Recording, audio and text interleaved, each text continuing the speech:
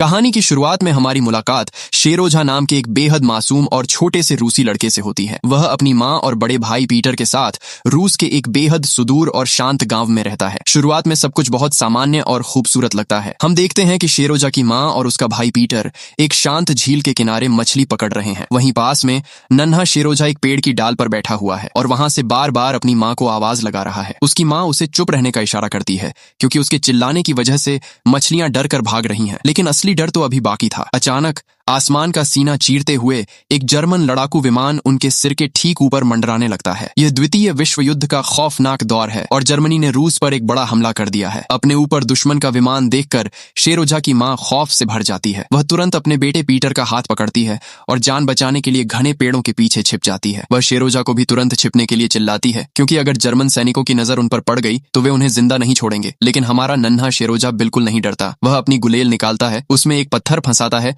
और आसमान में उड़ते उस विशाल विमान पर निशाना लगा देता है। पत्थर सीधे विमान से टकराता है और अगले ही पल वह खौफनाक विमान आग के गोले में तब्दील होकर जमीन पर आ गिरता है। शेरोझा जोर से चिल्लाता है, लेकिन तभी सीन कट होता है और हम देखते हैं कि शेरोझा अपने घर के बिस्तर पर लेटा हुआ बुरी तरह हाँफ रहा है। यह सब असलियत नहीं बल्कि सिर्फ एक खौफनाक सपना था। इसी बीच उसके घर का दरवाजा तेजी से खुलता है और उनकी पड़ोसन अनीसा घबराई हुई अंदर आती है। शेरोझा मासूमियत से पूछता है कि उसकी माँ और पीटर कहाँ हैं। अनीसा भारी मन से उसे बताती है कि वे दोनों बहुत दूर चले गए हैं और अब कभी वापस नहीं लौटेंगे। लेकिन नन्हा शेरोझा अपनी माँ के पास जाने की जिद करने लगता है। हालात बेकाबू देखकर अनीसा को कड़वा सच उगलना ही पड़ता है। वह बताती है कि जर्मन सैनिकों ने उसकी माँ और भाई को बेरहमी से मार डाला है और अगर वे शेरोझा को ढूंढ लेंगे तो उसे भी मार डालेंगे। अनीसा उसे अपने साथ महफूज जगह पर ले जाना चाहती है, लेकिन तभी बाहर से भारी कदमों और गोलियों की आवाजें आने लगती हैं। जर्मन सैनिक उनके घर के बेहद करीब आ